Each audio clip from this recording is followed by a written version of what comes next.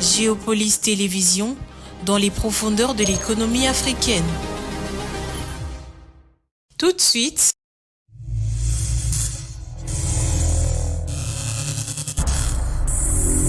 émission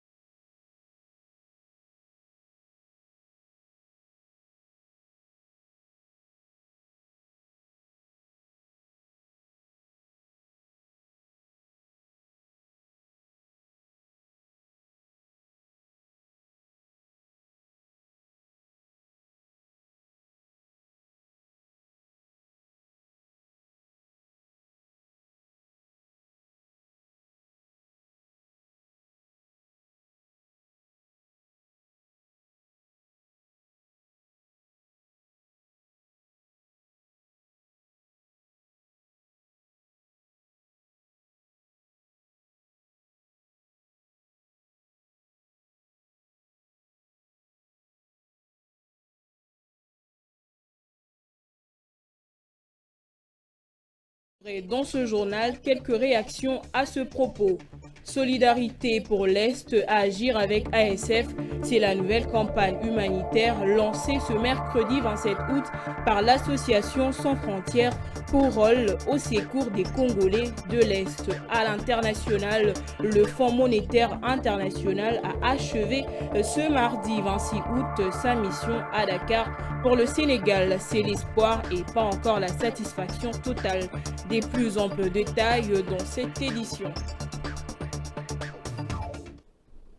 Je l'ai annoncé en titre, le verdict dans l'affaire impliquant Constant Moutamba, initialement attendu ce mercredi 27 août 2025, a été reporté au lundi 1er décembre en raison de contraintes organisationnelles. Cette décision intervient dans un climat tendu autour d'un dossier de détournement présumé de près de 19 millions de dollars de fonds publics destinés à la construction d'une maison à Kisangani dans la province de la Chopo. Patience Lokeke.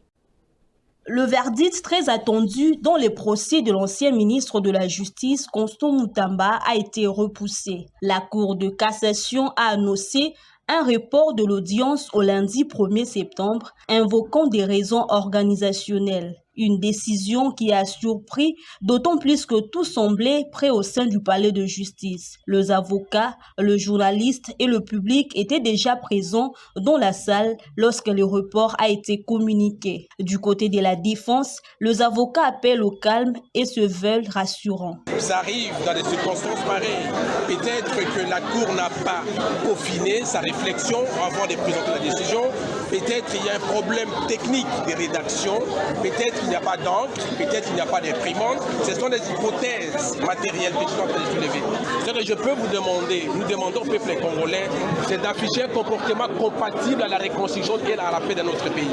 Le Congo traverse un moment très très difficile, nous sommes agressés à l'est du pays. Ça ne sert à rien d'ajouter encore la spéculation, les supputations. Nous attendons la décision et nous en sommes certains que ça sera une décision impartiale. En tant qu'avocat, je ne suis pas là pour vous parler des spéculations et des incidents en dehors de la procédure. La Cour a décalé le prononcé de son arrêt, de sa décision, de 5 jours. Donc attendons. Le partisan de Constant Moutamba, eux, affirment rester mobilisés. L'effet pour la Cour, à ses raisons propres de reporter le prononcé de ce verdict, ne nous enlève rien. On reste moutambiste, on est derrière notre autorité morale. Quand ça sera fixé même jusqu'à après une semaine, on sera toujours là et la mobilisation sera toujours la même. Pour rappel, l'ancien ministre est poursuivi pour un détournement présumé de près de 19 millions de dollars destiné à la construction d'une prison à Kisangani. Et pour creuser un peu plus sur le sujet, je reçois José Junior Owawa. Bonsoir à vous. Bonsoir madame, bonsoir aux téléspectateurs de Géopolis Télévision. Alors que peut-on retenir du procès Moutamba au stade actuel ? Voilà, merci beaucoup pour la question. C'est effectivement ce que le reporter Patience Lokeke est en train d'avancer. Effectivement, les procès dont les dénouements étaient attendus aujourd'hui, c'est-à-dire les prononcés du verdict de la justice, ou en tout cas de la Cour de cassation. Et finalement, ça a été reporté. Le conseil de communication de cette institution judiciaire a finalement dit que le procès, les juges n'étaient pas encore prêts pour rendre le verdict. Et il fallait attendre jusqu'à lundi prochain, le 1er septembre, pour qu'ils puissent rendre le verdict. Alors, ce qu'il faut peut-être retenir aujourd'hui, du fait que Constant Moutamba, vous le savez, ça a été rappelé dans ce reportage qu'il avait été poursuivi, la procédure a été engagée quand le ministère public a pu constater effectivement la violation d'un certain nombre de procédures dans l'acquisition de marchés publics, dans l'octroi de marchés publics. Et finalement, ces procès qui fait un peu couler à sans livre à un certain moment a été finalement obtenu après que le procureur général près la Cour de cassation a eu à obtenir l'autorisation du Parlement, l'autorisation de poursuite, d'abord la levée de ses immunités qui a été poursuivie par la levée de ses immunités. Aujourd'hui, nous sommes à ce stade où Constant Moutamba doit devoir assumer maintenant ce qui va arriver, c'est-à-dire l'acquittement ou la condamnation. Est-ce que les procureurs généraux, les juges vont poursuivre, vont suivre ce que le ministère public a pu recueillir comme demande, et notamment 10 ans de travaux forcés, 10 ans d'inéligibilité, exclusion définitive des fonctions publiques, la privation de droit à la libération conditionnelle. Tout ça, c'est les réquisitoires plutôt du ministère public. Aujourd'hui, ce qu'il faut s'attendre et ce qu'il faut peut-être dire aujourd'hui autour de ce procès, c'est plutôt de voir comment est-ce que les juges vont se comporter, d'autant plus que ce procès, au lieu de rester dans les arcanes du système judiciaire, c'est-à-dire sur le plan strictement juridique, c'est-à-dire de droit, s'est transformé aussi à un procès, quelque sorte, avec des implications politiques, quand on voit justement un certain nombre d'intérêts qu'une partie de l'opinion publique accorde à ce procès. Il n'y a qu'à voir aujourd'hui, ce matin, et lors le jour du prononcé du verdict, vous avez vu une certaine mobilisation, si on pourrait peut-être appeler ça mobilisation, c'est-à-dire les gens quand même, il y avait un certain nombre de gens qui ont fait le déplacement du siège de la Cour de cassation, d'autres qui n'ont pas pu atteindre le lieu du verdict, tout simplement parce que la police qui a obtenu l'autorisation de pouvoir contenir pour maintenir l'ordre public a fait son travail, d'autant plus que la veille, il y a eu un communiqué justement de cette institution judiciaire qui avait interdit toute manifestation publique visant à troubler l'ordre public autour de ça. C'est autour de ça qu'il faut s'attendre, peut-être dans 2, 3, 4 jours ici, ça sera lundi prochain, pour voir comment est-ce que les juges vont devoir prononcer leur justice. Vous savez qu'après le prononcé du verdict, il faut maintenant voir comment les choses vont se passer.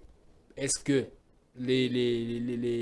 l'activisme politique qui s'est fait autour de ce procès va devoir influencer la décision de la justice? Et c'est peut-être ce qui espère peut-être la partie acquise, la partie Moutamba, mais on sait que finalement c'est le droit qui sera dit ce jour-là, et c'est autour de là, peut-être à partir de lundi, qu'on saura exactement ce qui va se passer. Merci beaucoup José Junior Ouawa pour cette riche intervention. Merci beaucoup.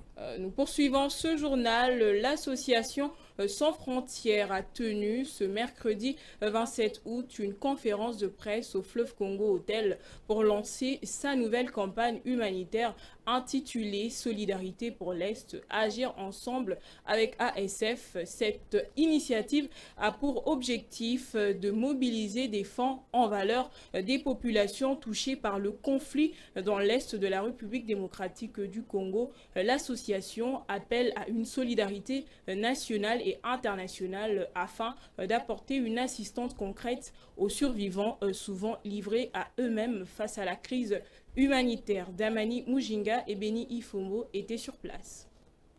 Face à la crise humanitaire persistante dans l'Est de la République démocratique du Congo, l'Association Sans Frontières, ACF, a organisé une conférence de presse ce mercredi 27 août au Fleuve Congo Hôtel pour lancer sa nouvelle campagne humanitaire Solidarité pour l'Est, agir ensemble avec ACF. Les membres de l'ACF ont à tour de rôle expliqué que cette initiative vise à mobiliser et sensibiliser la population face à la précarité que vivent les victimes de la guerre. Dans son intervention, la vice-présidente de l'ACF, Liliane Temouni, a lancé un appel solennel à tous pour rejoindre cet élan de solidarité.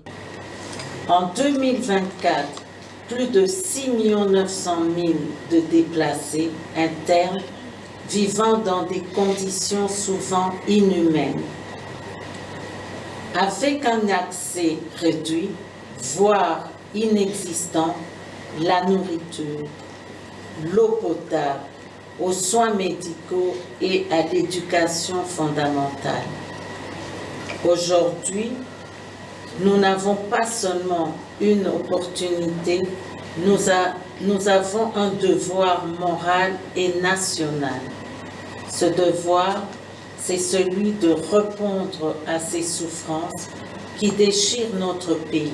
Cette campagne vise à mobiliser des ressources essentielles. Fonds, vivres, vêtements, produits d'hygiène, pour venir en aide directement aux survivants des violences armées. Avec un accent particulier sur les femmes, les enfants orphelins, les familles déplacées et les personnes en situation de handicap.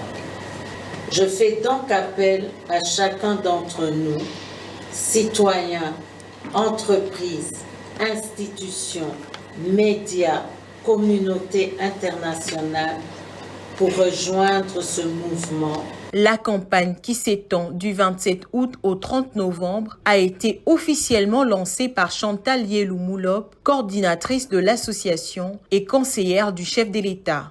Ensemble, agissons pour les survivants. Ensemble, faisons de cette campagne plus qu'un appel. Faisons-en un mouvement. Un mouvement de compassion, d'action et de transformation. Et demain, lorsque l'histoire se souviendra, elle puisse dire de nous tous dans la salle, nous tous en RDC, ils n'ont pas détourné le regard. Ils ont choisi d'aimer. Ils ont choisi d'agir. Ainsi, nous ouvrons cette campagne et je vous remercie. La conférence s'est poursuivie avec une séance des questions-réponses entre les membres de l'association, les journalistes et les invités présents. L'événement a également vu la participation de l'ambassadeur d'Ukraine en RDC et des membres de la diaspora congolaise, tous engagés à soutenir cette cause. Active depuis 2006, l'ACF mène des actions humanitaires à travers l'Afrique, en particulier en faveur des enfants démunis et vulnérables. Et c'est un début de travail de pas du repos qu'amorce la nouvelle ministre de l'Environnement, Développement durable et Nouvelle économie du climat, Marie Nyange Ndambo, depuis sa reprise de fonction. Égypte, Maïndombe, encore autorité coutumière, tous se disent disposés à accompagner la patronne de l'environnement pour l'atteinte de sa mission à la tête de ce ministère. José Junior Owawa pour les détails. Le premier à être reçu par la ministre de l'Environnement, Développement durable et Nouvelle économie du climat, c'est l'ambassadeur de la République d'Égypte en RDC. Entre Marie Nyange Ndambo et Echem El Mekouad mardi, il était question d'évaluer tous les projets environnementaux, notamment l'irrigation de l'eau, et envisager d'autres programmes de coopération dans ce domaine. On a discuté sur le futur, les propositions pour bien élaborer notre coopération, bien l'approfondir et trouver d'autres dimensions, de nouvelles dimensions dans ce contexte. Avec le gouverneur de la province du Maïndombe, le Bonkoso Kevani, il était question du crédit carbone. Pour le chef de l'exécutif provincial, le Maïndombe, grâce à son massif forestier, est une province solution en cette matière, d'autant plus que c'est la première à expérimenter ce concept, notamment avec l'entreprise ERA Congo. Ont été reçus par Madame la ministre. D'abord, la féliciter pour sa nomination. Et ensuite, comme vous le savez, on parle aujourd'hui de la RDC Pays Solution, mais nous disons la province du Mai-Ndombe, c'est une province solution en ce qui concerne l'environnement. Donc c'est une province écologique. Voilà, il était vraiment important que nous puissions entretenir avec la patronne de l'environnement et voir les enjeux ce qui concerne notre chère province. Juste après, Marie Nyangendambo a reçu la délégation de l'entreprise Ethertech conduite par son manager Marcel Compaoré, venu lui présenter son initiative de transformation locale de déchets. Que nous menons avec le ministère de l'Environnement pour permettre à l'État congolais de pouvoir collecter des fonds à l'extérieur et de financer des infrastructures de traitement des déchets localement ici en RDC. Au sujet de la coopération environnementale entre la RDC et la Belgique, c'est la délégation générale de la Fédération Wallonie-Bruxelles, conduite par David Tonon et Anne Compen, responsable pays à l'APEF, qui sont déchargés avec comme objectif rassurer la nouvelle ministre sur leur détermination à accentuer le financement dans ce domaine de l'environnement et développement durable, particulièrement l'économie du climat. Autre chose, la Banque centrale du Congo envisage de réviser le niveau des réserves obligatoires cristallisées des banques commerciales restées figées au taux de $1 égale 1 999,9 francs congolais depuis 2021. Dans un courrier adressé à l'Association congolaise des banques, le gouverneur de la BCC, André Ouamesso, annonce cette actualisation qui vise à mieux refléter la réalité du marché et renforcer les mécanismes de régulation monétaire. Commentaire de Daniela Kalala. La Banque centrale du Congo a annoncé une actualisation progressive du taux d'échange appliqué aux réserves obligatoires cristallisées, une mesure conforme à l'article 9 alinéa 2 de l'instruction numéro 10 relative à la constitution de la réserve obligatoire signée le 15 octobre 2024. Jusqu'à présent, les banques commerciales continuaient de calculer les réserves sur la base d'un taux fixe de 1999,9 francs congolais pour $1 américain en vigueur depuis décembre 2021. Un écart devenu significatif par rapport à l'évolution du marché, rendant cette mise à jour indispensable. La BCC prévoit un ajustement en 3 étapes. Du 15 septembre au 14 octobre 2025, une application du taux indicatif du 27 janvier 2023, soit 2402,72 francs congolais pour $1 du 15 octobre au 14 novembre 2025, application du taux indicatif du 26 janvier 2024, soit 2710,87 francs congolais pour $1 du 15 au 14 décembre 2025, application du taux indicatif du dernier jour d'octobre 2025 correspondant au taux d'échange en vigueur à cette date. À l'issue de ces processus, l'ajustement du taux se fera désormais de manière automatique dès chaque notification de la BCC, a précisé André Ouamesso, conformément à l'instruction numéro 10. Vous avez plutôt reconnu la voix de Blaise Kouzola. Changeons de chapitre. Les travaux de la rocade avancent dans l'est de Kinshasa. Sur le terrain, ce grand projet apporte non seulement de l'espoir, mais aussi des difficultés pour les habitants et les usagers de cette contrée de la capitale. Suivez dans ce reportage d'Amani Mujinga le parcours allant de Njili Brasserie jusqu'à Kimba Tieke.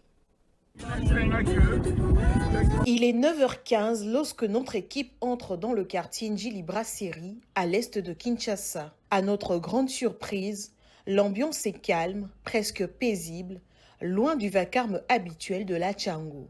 Et soudain, elle se dévoile, la rocade Est.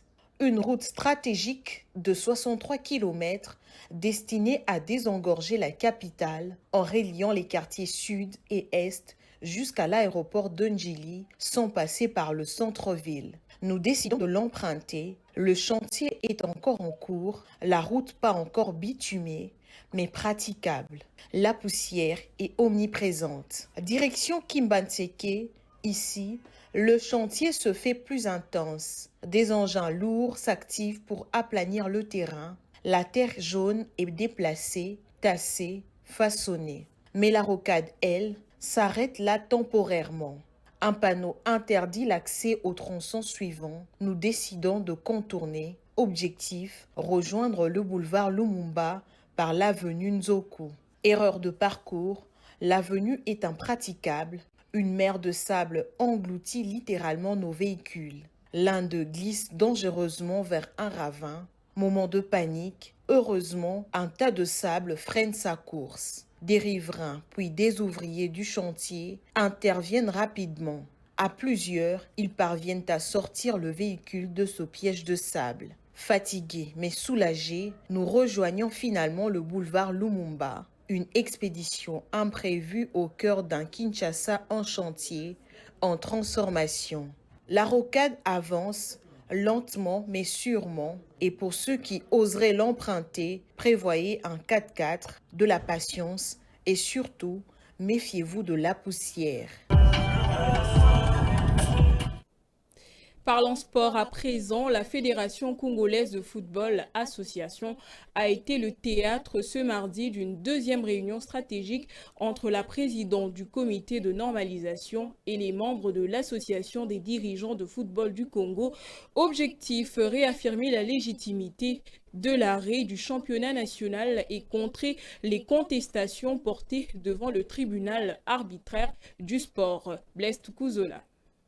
La Fédération congolaise de football association a accueilli ce mardi une deuxième réunion entre la présidente du comité de normalisation et l'association de dirigeants de clubs. Au centre des échanges, la volonté collective de rétablir la vérité quant à la décision d'arrêter le championnat national. Le club présent a insisté sur la nécessité de mettre à la disposition du TAS le procès verbal de la réunion tripartite entre le club, la Linafoot et la FECOFA, document qui atteste que l'arrêt du championnat avait bel et bien été décidé à la majorité avec l'adhésion de plusieurs clubs, y compris le tout-puissant Mazembe.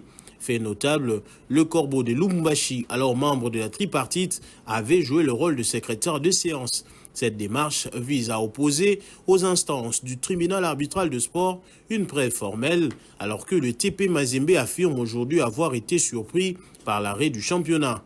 Le club espère que cette mobilisation autour de la FECOFA permettra de trouver enfin une solution durable aux différends qui fragilisent le football congolais. C'est avec cet élément que nous volons à l'international.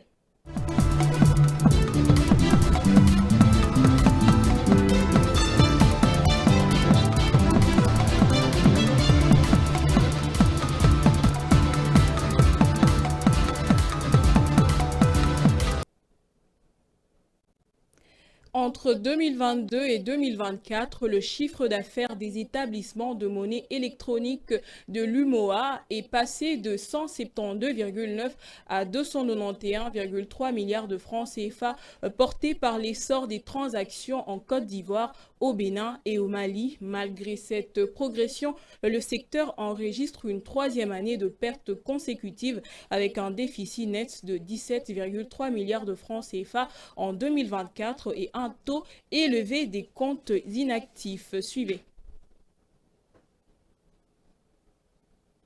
Les établissements de monnaie électronique de l'Union monétaire ouest-africaine connaissent une progression soutenue de leurs activités, marquée par la forte augmentation de leurs revenus au cours des 3 dernières années. Selon le rapport annuel 2024 de la Commission bancaire de l'UMOA, leur chiffre d'affaires a affiché une hausse continue en 3 ans. En 2022, il s'est élevé à 172,9 milliards de francs CFA. Cette progression s'est poursuivie, atteignant 248,839 milliards de francs CFA en 2023 et 291,279 milliards de francs CFA en 2024. Cette croissance est principalement due à l'augmentation du nombre de transactions, notamment en Côte d'Ivoire, au Bénin et au Mali. Cette dynamique montre que les EME traitent de plus en plus d'opérations et génèrent davantage de revenus de leurs activités. Malgré cette croissance, ces EME peinent encore à atteindre la rentabilité.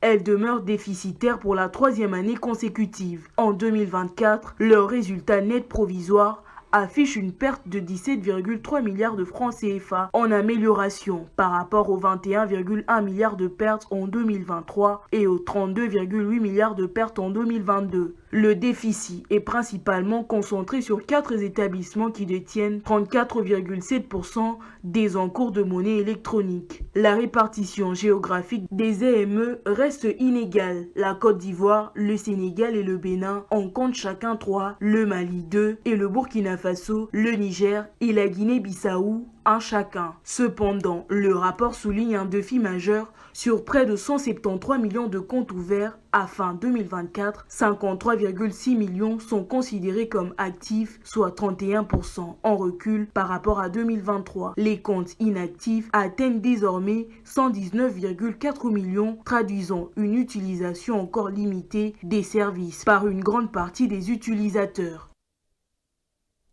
Et puis, le Fonds monétaire international a achevé ce mardi 26 août sa mission à Dakar. À la fin des discussions, c'est l'espoir du côté du Sénégal, mais pas encore une satisfaction totale. Le FMI a présenté une série de recommandations afin de renforcer le contrôle des finances publiques du pays. Il s'agit notamment de la mise en place d'une base de données centralisée sur la dette avec des organismes de contrôle budgétaire ou encore une consolidation des comptes courantes du Trésor public. Suivez. Le FMI préconise également l'achèvement de l'audit complet des arriérés de paiement lancé par l'Inspection générale des finances le 21 juillet 2025, sans oublier l'établissement d'une base de données centralisée de la dette, des mesures pour renforcer les contrôles des engagements budgétaires et la consolidation progressive des comptes bancaires sous le compte unique du Trésor. Sur un nouveau programme sollicité par les autorités, le chef de mission Gemayel Edouard a assuré de l'engagement du FMI à aider le Sénégal à concevoir un ambitieux projet de réformes aligné sur la stratégie nationale de développement Vision 2050 et le plan de redressement économique et social. Les réformes en vue vont notamment concerner le renforcement de la gestion des finances publiques et la transparence budgétaire, le soutien à la reprise des secteurs stratégiques pour favoriser une croissance inclusive, le renforcement du capital humain. Des politiques qui concourent à consolider la stabilité macroéconomique, renforcer les équilibres fiscaux, mieux contrôler la dette et promouvoir une croissance durable et résiliente. Selon Gemayel Edouard, les autorités de l'audit commanditées par le gouvernement fait état d'une dette de 111,0% du PIB fin 2023, principalement en raison de passifs non divulgués. À fin 2024, les statistiques révisées montrent une dette du gouvernement central atteignant 118,8% du PIB. Autre façon de vous informer, c'est par la revue de presse dans une sélection des commentaires de Danmomat.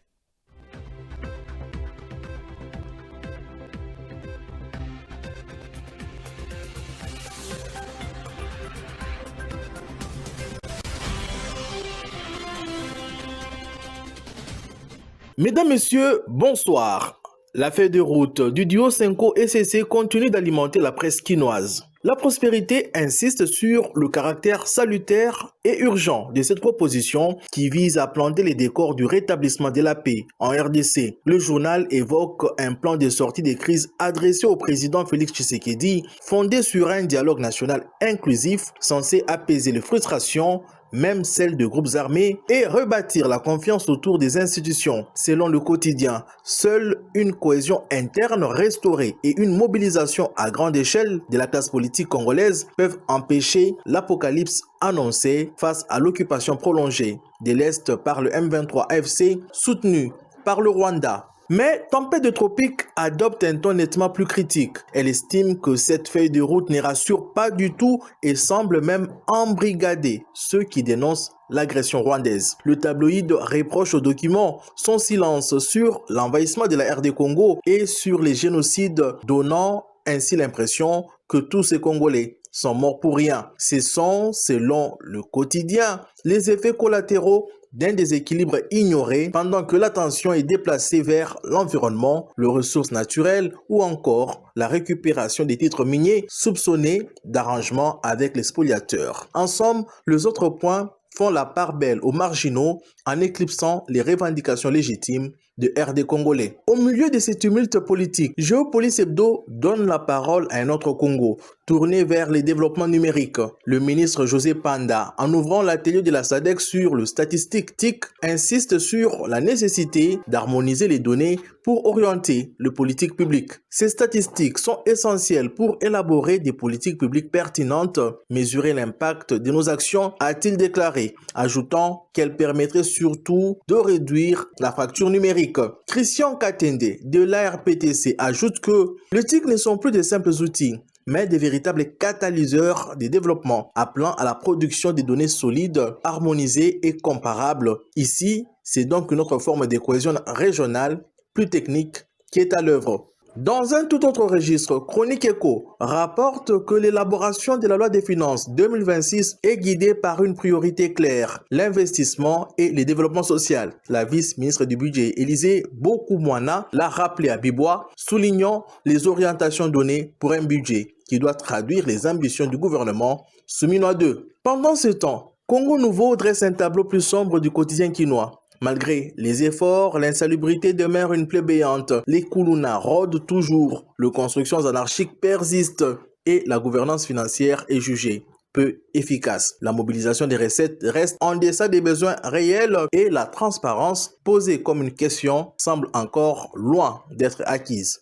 Enfin, le grognon revient sur le phénomène Junior Mbosso, ses fils à papa, écrit-il, devenu viral par sa démission expéditive de la police nationale. La presse y voit les symboles d'un malaise. La police n'est pas une pétaudière, rappelle l'article dénonçant ses parcours éclairs qui brûlent les étapes là où rigueur et engagement sont attendus. Fin de cette revue de presse, au revoir.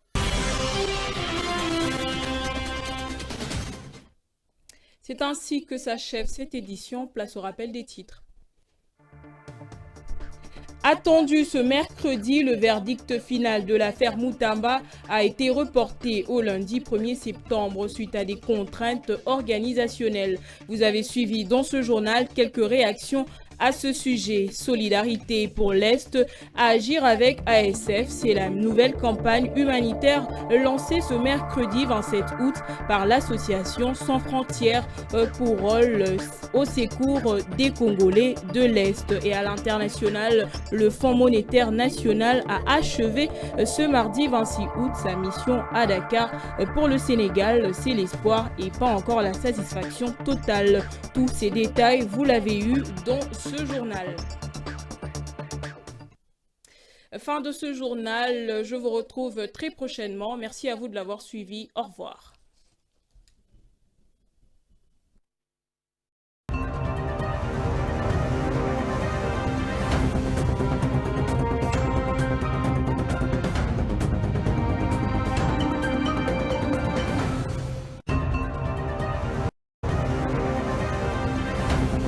Ce journal vous a été présenté par Fonds des promotions de l'industrie. Votre partenaire privilégié pour la réussite de vos projets.